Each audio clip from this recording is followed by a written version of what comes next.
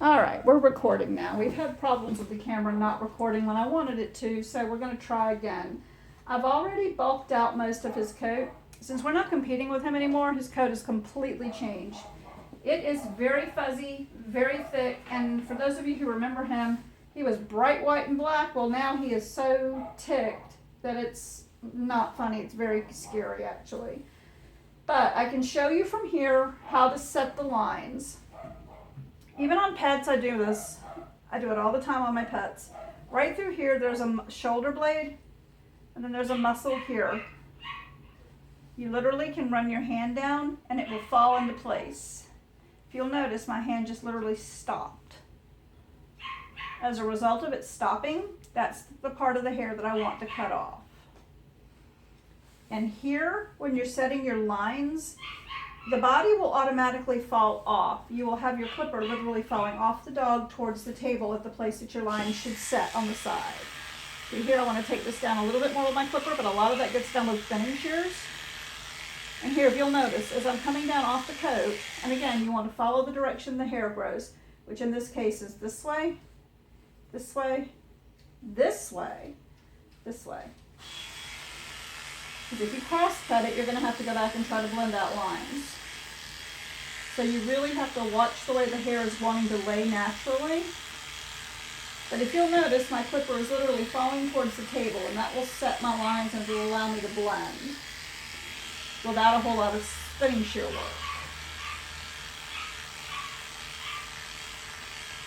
Nothing coming off, that means I've got my line set pretty well. Now back here on the hip as well, you literally come down, you can feel a point of rump right here on your thumb. There's a muscle here, and your hand will stop. Literally, it will stop. And anything above that can be taken out, either with blenders or with your clipper, depending upon what you're the most comfortable with. That sets your line. The biggest mistake I see in cockers is that people do a straight line. And it's not supposed to be straight. I don't know where that even came from. It's even in the show ring at this point, they're doing way up here. But your natural line will set itself. If he were still being carded and stripped, this line would be right where it is now. In fact, I'll put up some pictures of him in the show trim, and you'll see it's the same all the way around. On a rear, right through here, I always take out a little bit. On a pet especially, that's going to clean up that area so that poop does not stick to it. And it just makes a generally cleaner dog. Kermit, do not sit down. He has never enjoyed having his tail done, ever. But as you can see, the line literally goes down and then up a little bit and then down and down and up. It's not a straight line. It's just a very well blended line. He is living proof that if you clipper a Cocker Spaniel coat, it will change. He is soft. He is fuzzy, as you can see in the pictures I took before I started grooming him.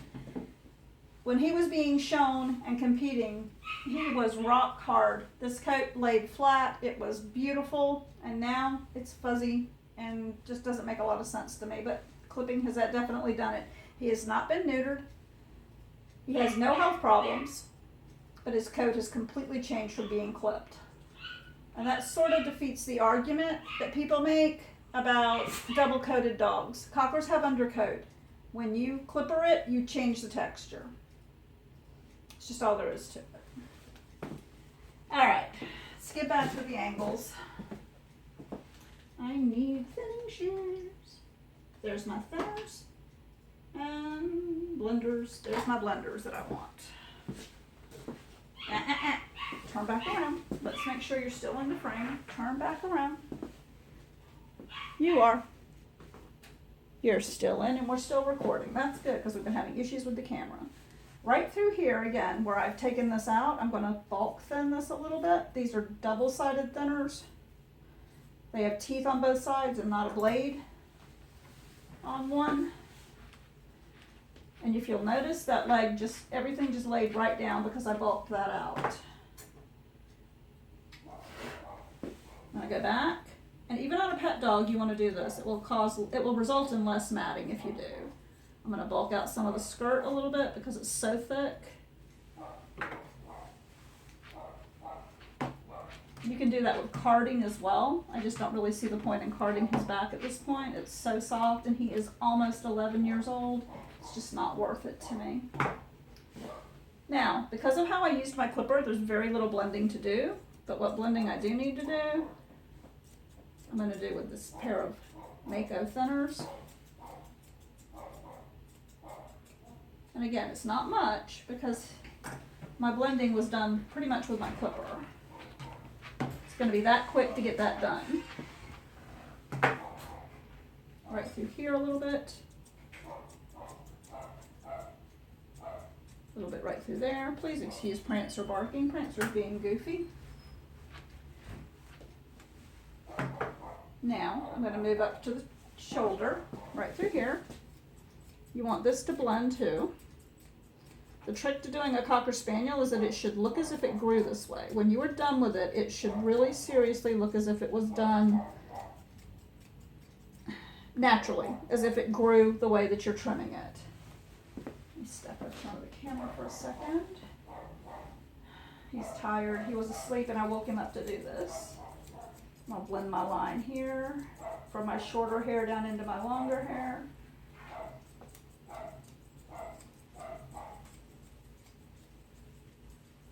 But this is just so you can see how fast and easy this can be done. This is literally all it takes to make this dog look like it naturally grew that way. And again, your typical pet is going to come in looking like this. They're going to come in woolly, they're going to come in thick. They're usually going to come in matted, and he wasn't matted at all. We shaved him down completely when I had my shoulder surgery in October. It is now July, and he has about this much hair completely, ready to work with. And he's a good boy. We really like Crumbs. Crumbs has been excellent for me over the years, and he's one of my best friends. It's very sad when they start to get old and everything changes on them. But anyway, you can now see how we did this. I'm going to blend that line right there. On a party color, where the lines meet, where the black and the white meet, I block it in. And by that I mean I take my thinners like I just did there and define the line. That's called blocking. You can do it a little bit up here.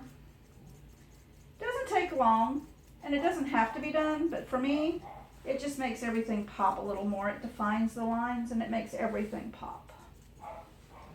So, that's how you set your Cocker lines. And when I get to his bevels, we'll come back and we'll see the finished product.